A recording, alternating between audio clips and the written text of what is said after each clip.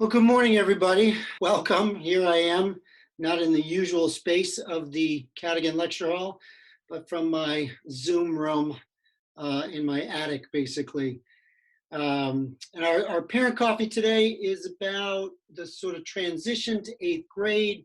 So I'll talk about it for a little bit. 9 weeks ago, we were in school, and the past 9 weeks have been very strange. And I want to thank you all for your support over these weeks. Collectively, we're doing our best, and many of you have sent very encouraging, uplifting emails and done so much to keep your sons engaged in learning and connected to BC High. And I just want to thank you for all that. I know it can be pretty difficult to balance all the things that people have in their lives right now and keep their sons engaged. So thank you for helping us with that. And from our part, we'll continue to do our best to provide the best experience we can for your sons. And today I'm going to talk a bit about next year. And at this point, I'm really talking about it mostly with the idea that we'll be back in school in September. Again, there's a lot of unknowns out there. I'm going to talk mostly about how we normally see that transition from 7th to 8th grade.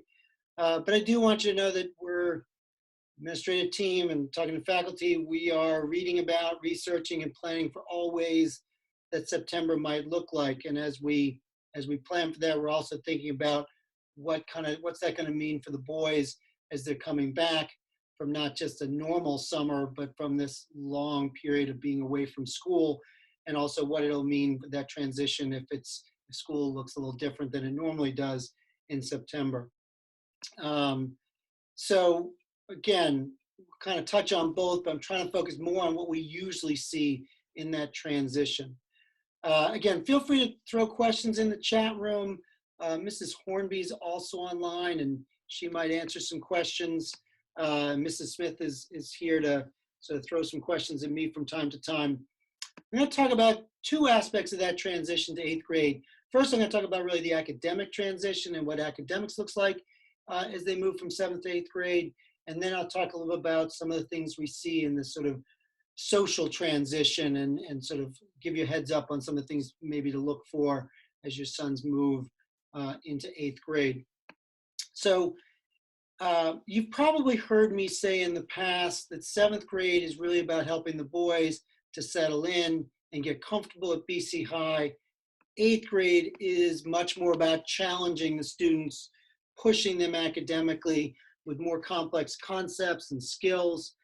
But it's not like we flip a switch. And your sons have probably been seeing this now. And so depending on the course, sometimes things jump ahead at different paces than other courses. But overall, 8th grade is certainly going to be more rigorous. And when I say more rigorous, a lot of times what I'm talking about is that sort of, it's really the thinking and the complexity of the thinking we're asking them to do, the depth of analysis and critical thinking that we're going to ask them to do, and try to again push them just to do more, and they can do more. That's why we can push them to do more. As we hope, a pretty solid foundation this year, and just developmentally as they move through 8th grade, their brains can do more things than they could when they were in 7th grade. So what's that look like? Well, lots of different things. You know, take religion class. Your sons have religion class this semester. They will have it again first semester of 8th grade. But as they move into 8th grade, the questions in religion become more ambiguous, less of the morally black and white and more ambiguity. I think it's pretty easy for the kids to look at, the Romans persecuting the Christians, know who are the good guys and bad guys there. But as they move into ideas like the work of missionaries, the Protestant Reformation, the French Revolution, and how those things impacted the church and what was going on, there's a lot more depth there that we ask the students to explore. So a lot more open-ended questions in religion. Another place where they're going to be really challenged in the beginning of 8th grade in the fall will be in science, when they do a big unit on evolution for most of the fall. And the concepts in evolution, natural selection, are very difficult for our 8th graders at times, just to sort of understand that hey, it wasn't like an animal woke up one day and said, oh, I'm gonna evolve wings so I can fly, and trying to understand what that means over the sort of millions and millions of years of evolution and how that works. It's a challenge for them. They get confused, but again, they work through it in a very good way. You're also going to see deeper connections between English and social studies, and sometimes with science on the team classes. The theme for English and social studies in 8th grade is what constitutes a just society. And so they're going to research into topics like race in America, the Holocaust, women's history, immigration. They're going to really wrestle with injustices that have occurred and still occur in this world. And that's tough. And again, being pushed to see things from different angles and to step into sort of other people's shoes and experience and think about the experiences of other people, which can be difficult. That's a great thing for them to do. It does mean in 8th grade, more independent research, more writing, more critical reading.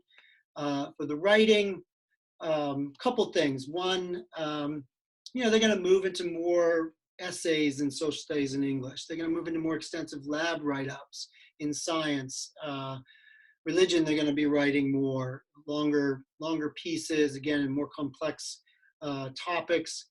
In English, they're going to do more literary analysis. So not just plot and character and setting, but more on symbolism, literary terms, themes, and again, just answering more complex questions. One of the big emphases in writing will be supporting points with evidence. So that'll be in social studies, English, religion, science, lab reports. So it's not just a topic sentence and supporting points, but more emphasis on explaining the evidence and tying it to the argument. They're going to do a lot more with quote integration. They've done some of that this year. They'll do more with it next year, and sort of really not just having evidence, having quote, but integrating it well into an argument, which is very difficult for an 8th grader, but it's very good for an 8th grader to be working on. For some of the guys next year, one of the things that they'll notice is the pace. At times, things just speed up. The learning of concepts and stuff speeds up as you go from 1st grade through whatever grade you're in school. And for some guys, the pace is right where they're at and they feel very comfortable with it. And for other guys, they notice it because it's faster than what they're comfortable with. So some guys will notice that. The reading level next year, so the materials that they read, again, that's something that always jumps up from one year to the next. Now, with the 8th graders in social studies and English, they'll start the year, most of them, with Boxers and Saints, which is a graphic novel, looking at 2 very different points of view of the Boxer Rebellion period in China. It's a graphic novel. That's not going to tax their reading level. But as they move into other books throughout the year, particularly as they get to To Kill a Mockingbird, which is a great novel, but also a challenging read for many of them, they'll see it. They're also going to use a lot more primary sources in social studies, and some of those will be more challenging. Math is a little bit different. If your sons are in pre-algebra this year, they're not going to notice a significant jump in pace or really in the concepts. The pre-algebra course, if they're in the regular pre-algebra, 7th and 8th grade, it's the same book. Again, they do the first half of the book in 7th grade, second half in 8th grade. So pace is relatively the same. They will probably get into about November, they'll start to get into sort of the meat of the pre-algebra, where they're really solving and graphing equations and inequalities, and particularly the inequalities can be challenging for them. So they'll feel it then. But again, it's not going to be a big difference. If your son's in accelerated pre-algebra now and he's going into Algebra 1 next year, or one of the few kids who's going to jump from regular pre-algebra to Algebra 1, either case, that is a more significant jump. Algebra 1 Algebra 1's a ninth grade course, and you wouldn't think that's a big difference, but the pacing is what they're going to notice in September, early October. They're just going to feel like, why is this class going so fast? And it's not going to be a lot of new concepts for the first 5-6 weeks. There's a lot of sort of review, but sort of getting it more complex. But they're going to notice it just seems to go very fast. And as long as they're sort of ready for that, and you're ready for that, and I'll send a letter out around Labor Day to any of the parents of guys that are going to be in Algebra 1, just sort of reiterating what I'm saying now. But they should be fine. By about October, sort of mid-October, that's when the math starts to get tough in Algebra 1. And they'll notice that. And probably the hardest part of Algebra 1 will be from when they come back in January till about early March. It's the hardest part. It's the meat of the course. It's very challenging. It's more abstract, which is, it's tough on some of them who's maybe abstract thinking hasn't quite developed. So if your son takes Algebra 1 next year, most likely that's the course he's going to say is his toughest course. Now, some of you, your son's already in Algebra 1 this year. They'll be in Geometry Honors next year. Again, the pace is going to be something they're going to notice. The whole point of Geometry Honors is they take the whole geometry course and they finish it by early April. And then they start Algebra 2 and they do about the first 3-4 chapters of Algebra 2. So that moves quickly, and that's an honors course really designed for sophomores. So it does move pretty quickly. And for some of the guys, geometry is such a different type of math than algebra that for some guys that's great. They'll like geometry more. For other guys, it's different, and they're pushed to think differently. They have to do more reasoning for proofs. So they may find that challenging as well. Languages, a couple things. Latin, if your son takes Latin, and I think for all the languages, September's going to have a bunch of review. But really, as Mr. Russo would say, in Latin, in October is when the students start to feel it. They start learning new material at a faster pace, review's over. Now, the nice thing for them is class is pretty similar, vocab, noun charts, verb charts. But what they're really doing is using the words in longer and more complex sentences and translating longer and more complex sentences. For the spoken languages, French, Spanish, and Chinese, one of the things they're going to notice throughout the year is the class will become more and more conducted in the target language. Whereas probably in 7th grade, in the second half of 7th grade, it's about 50-50 English and the target language. And the goal throughout 8th grade is to move towards that 90% in the target language, 10% in English. In Spanish and French, as they learn new verb tenses and have more irregular verbs, and particularly for many of them, as they hit object pronouns, the grammar gets difficult. But again, they'll be doing a lot of the speaking, and just getting them comfortable in speaking is sometimes the challenge for some of them. Others, they love that part. So I'm going to, lastly, just want to, on the academic piece, the one thing I think you want to always be pushing your sons to do is, as it gets difficult, they should be going for extra help, and they should be asking for help. Many of your sons already do this. They're fantastic at it. Some of your sons haven't had to do it yet. And, we certainly want them to have that skill and that comfort level by the time they leave 8th grade. And as 8th graders, they're going to get more independent work, maybe less breakdown of the longer assignments. There'll be still some of that. Again, we're not jumping from 0 to 60. There's a sort of gradual buildup, but they're going to see it'll be different. Again, we try to give them less and less support in some ways, but then more support for brand new things they haven't done before. But really getting those guys to ask for help when they're struggling. And again, we hope they will struggle at some point in time. Each one of your sons, we hope they'll struggle at some point in 8th grade and have to go for extra help. So that wraps up what I want to say about the academic transition before I move on to the social transition. And I don't know if there's any questions. Nothing, I don't see any questions yet. I have one question. We have one question, Mr. Oh, we Hamlin, do, okay. about the city, any type of city project next year. So there are a couple of big projects um, in the team classes, but nothing sort of that goes throughout the year. But there are a couple that go for significant chunks of time. You know, the big one that they were all finishing up just about the time we had to leave the building was the Race in America project, where they had lots of different topics they looked at in Race in America and did some big presentations. Actually, two of the teams did all the projects, all the presentations and projects were done before we went to remote learning. One of the best parts of remote learning in the first weeks was watching the other team. I watched a lot of those guys do their presentations on Zoom, and it was very good to see. They were excellent. So they'll have a couple of big projects along the way, but not something that sort of spans the year in the same way. Question about required summer work. Are the resources the boys have access to help them with the areas they're currently struggling with? For example, writing. So they will have some summer reading to do, and I think we're getting that out soon. Again, it's usually 2 books in English and then the all-school read.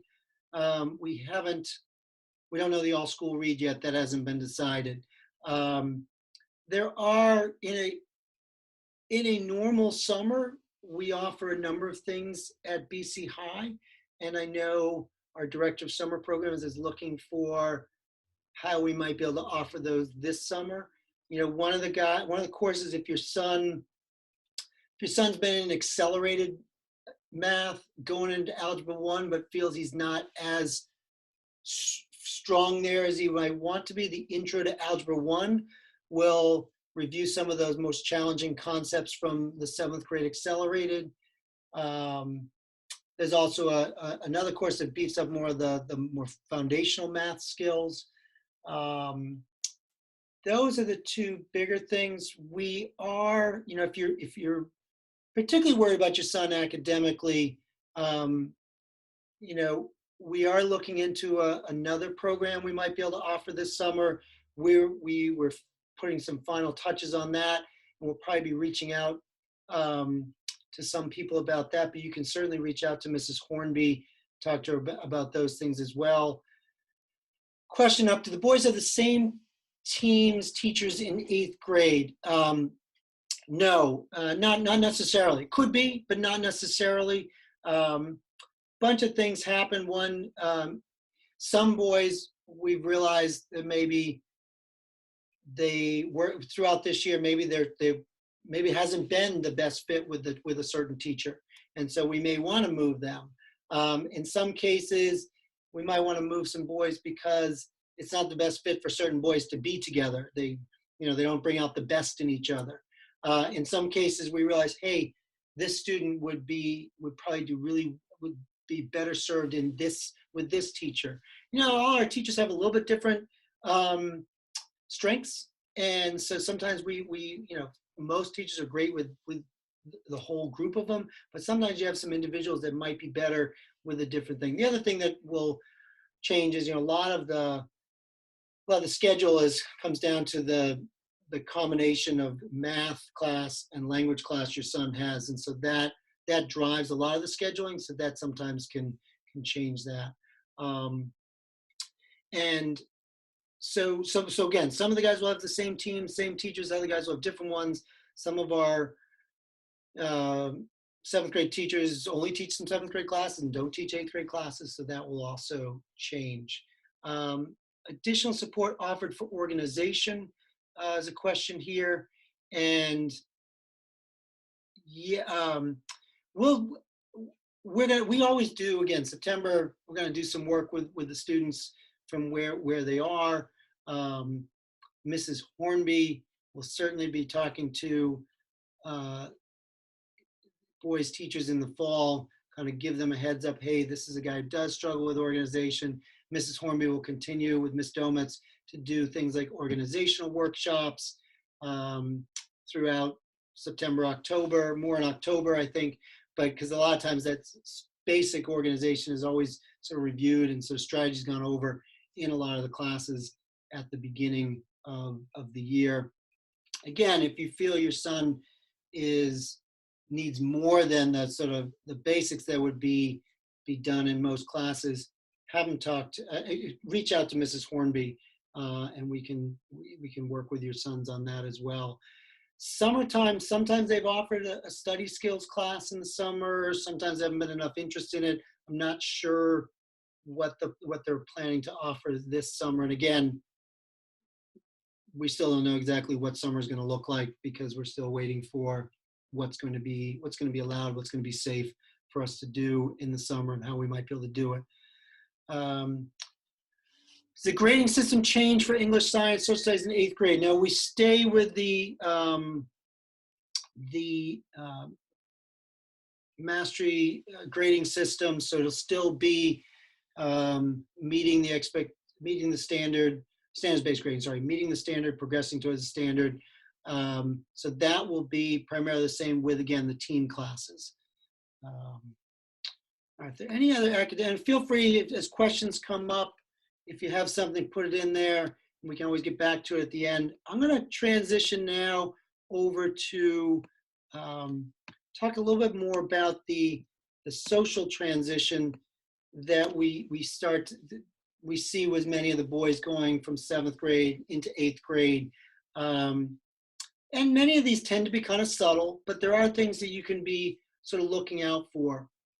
One of the things the guidance counselors always sort of pay attention to is how things shift as the boys come back from the summer. And there are always some guys who return after summer and they've bonded more with some friends than with others, or have new friends from things they've done over the summer.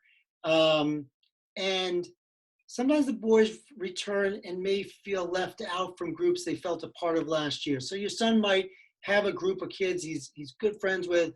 Maybe he does something different in the summer. Maybe he goes somewhere. Maybe he goes to sleepaway camp. Maybe he's away. Some of the kids he hung out with maybe spend more time together. Maybe they do a normal summer, and this is not a normal summer, but maybe a program at school or something like that where they spend more time together and maybe add some new kids to the friend group, and that shifts a little bit. And we're going to see more of that this year with us being out, not June, July, August, but from March on. So guys are going to be, it's just going to be a different experience for them. And I think that the one thing we always say in every summer is when they come back in the fall, encourage your sons to be open to meeting new friends.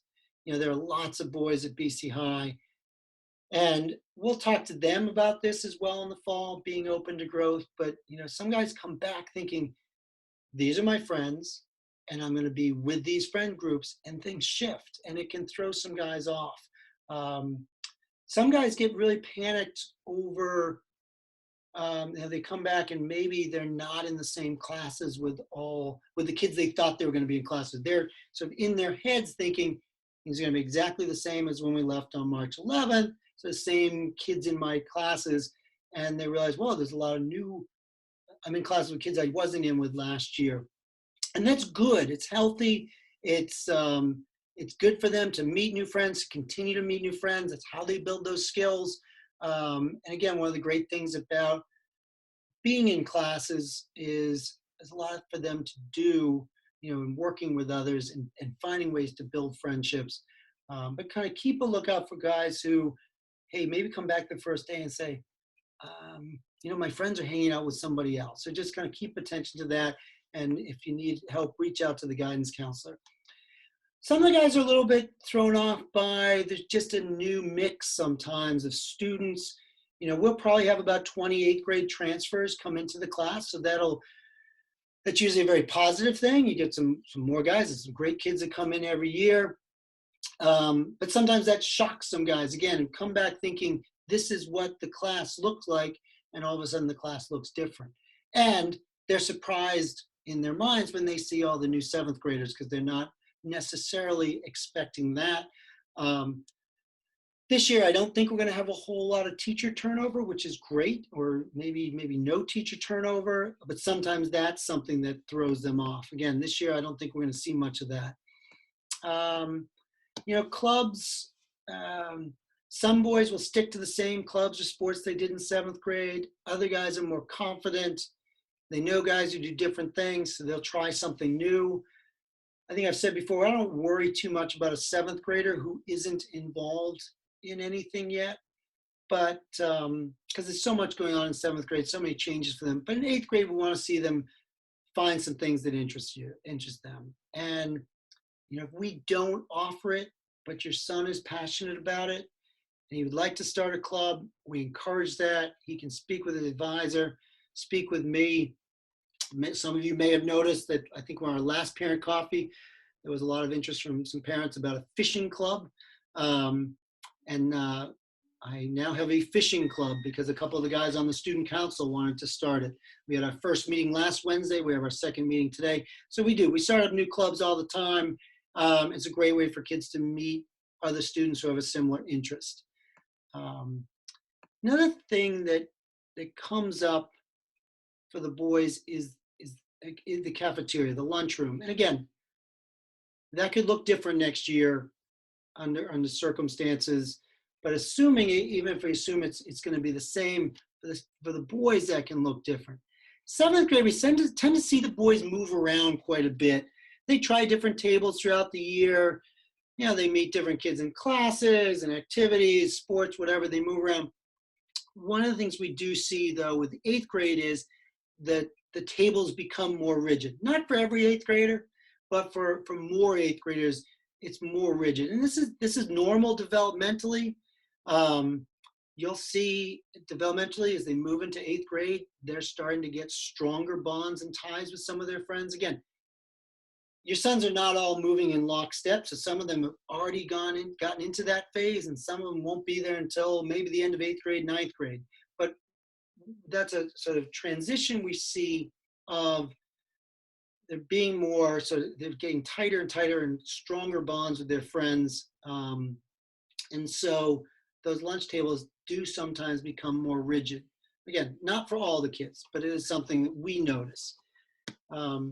You know your son best, and if you're concerned about his social life or at school or within the BCI community, please speak with someone at school. Reach out to Mrs. Hornby, his guidance counselor. Next year, he'll most likely have a different advisor than he has this year, but you can reach out to the advisor early on the year.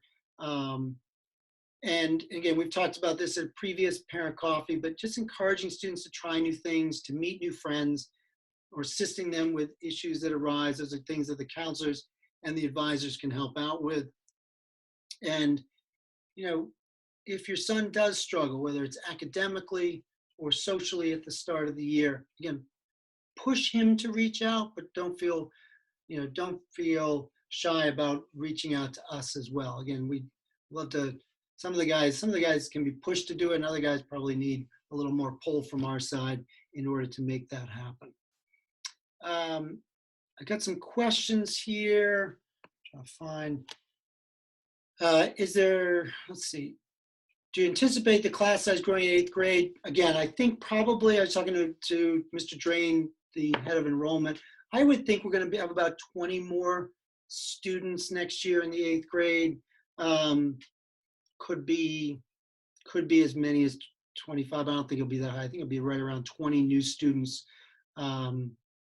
And again, that does not mean bigger class size. We actually think our section sizes will go down. We're going to add more sections, and I think our individual class sizes will go down, even though we'll have more students in the grade. So I think that's a good thing. Are the Wednesday clubs mandatory? I think that refers to the Wednesdays we have going on right now. We have a bunch of clubs we're offering, not mandatory. And I think really what the break on Wednesday, they don't have the academic classes on Wednesdays. They have the music classes if they have music on that day. We're offering the break for some boys and families for which it's overwhelming at home right now, and giving them an opportunity to catch up. For some of the boys, it's that opportunity to reach out and get some extra help from a teacher. For some of the boys, it's really an opportunity to sort of help out around the house. There's other things going on in families' lives. And then we added a bunch of the clubs because we also know for some of the guys, the schedule of doing things for school every day is important to them. And it's one of the things that's sort of keeping them grounded during this very different time. And so, you know, a number of people have started up various clubs, a lot of them on Wednesdays, not all of them on Wednesdays, but just again, to give some guys some opportunities to do some things if maybe they're not as busy with other things at home right now. How many new 7th graders are coming in? Great question. I think we're about 127, 128 new 7th graders. I think we'll be at about 130 7th graders and at about 130, probably about 130 in each grade next year, which is nice. So it'll be this year our 7th grade was 112. I think we'll be up to about 132 or so next year. In our 8th grade and our 7th grade will be about the same number next year as well. This year our 8th grade was 161. So I think the overall size is going to be pretty close, but it'll be more balanced next year between the 7th and 8th grade. Regarding daily schedule with the school start and time change, no, we'll be starting at 8:20 with 8:20 on. We're moving to a new schedule next year. It'll be more similar line to a new schedule high school's doing.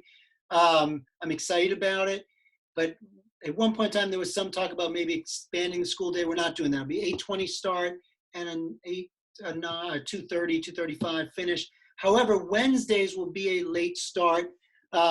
We'll use that time for faculty collaboration, professional development, things like that. And the first, I think our homeroom, or probably do morning meetings on Wednesdays, will be at 9:10. So a little bit later start on Wednesdays. Hopefully that allows some of the guys to sleep in and maybe we see a little more rested midweek, and that's our new schedule will be a Monday to Friday schedule, and they will have all their classes on Mondays, Tuesdays, and Fridays, and they'll have half their classes for a 75-minute block each on Wednesdays and Thursdays. Music will be a little different, PE will be a little different, but that's how the schedule goes. What parent involvement can we expect for the remainder of this year with the boys' classes and presentations, et cetera? That I'm not sure about, but that's a great question. In 7th grade last year, when they did, last couple of years, as they've done their city project, they've done the presentations, we've invited the parents to come in. I will make a note of that for myself right now, just to ask the teams. I know they're looking at sometime over the last week, 6, 7 days of school to do presentations or to have their city projects. I'm just not sure they've finalized exactly what that's going to look like yet, but I will ask them to make sure they get the word out to parents. And just so you all know, next week, again, the Wednesday schedule will be the same. No morning classes, just the music classes. The last 2 weeks of school, second to last week of school, Memorial Day is the Monday. So we will have Tuesday, Wednesday, Thursday, Friday that week. We won't be doing the different Wednesdays. And the last week of school, Thursday is the last day of school. So again, we'll do Monday, Tuesday, Wednesday, Thursday. So the last 2 Wednesdays we will be in having a regular school day. With the caveat, the last Wednesday we'll probably do a couple different things. They'll have their classes on the last Wednesday, but they'll also have a couple different advisory periods to do some fun stuff. And the last day we will finish up with a final assembly and a sort of celebration of the 8th grade and of the year. That's the Thursday, the 4th. Any other questions? Go ahead and type them in. I don't know if I missed any along here. I'm just scrolling through. And again, feel free to reach out to us. I know usually after parent coffee, many of you will hang out, usually talk to Mrs. Hornby, sometimes talk to me. talk to each other. And so it's a little weirder for me not to have that experience today. But I'm very glad you were all able to come in. And again, thank you. And feel free to reach out if you have any concerns about your son. I do want you to know that as we sort of get more information about what September will look like, and I don't know if that'll come out in June, July, or August, but we will be planning for it. Mr.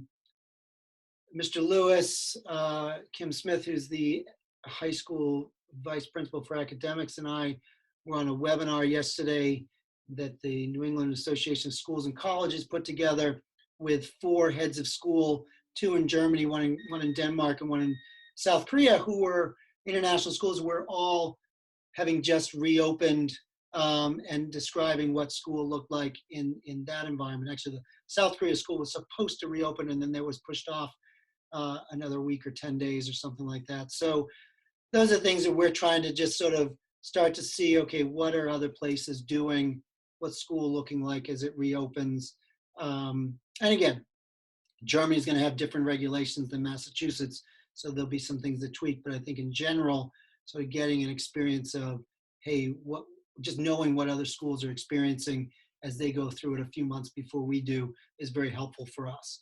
And there's a lot of, our academic organizations, our school organizations like the Association of Independent Schools in New England, Catholic Schools Office, various things that are sort of pulling schools together to talk about these things. And so we'll be working on that throughout the summer and trying to, again, put us in the position to have the best academic and school program we can, no matter what the conditions are in September. So again, I want to thank you all for coming, and stay safe and say hi to your sons for me. We certainly miss them a lot. So thank you very much.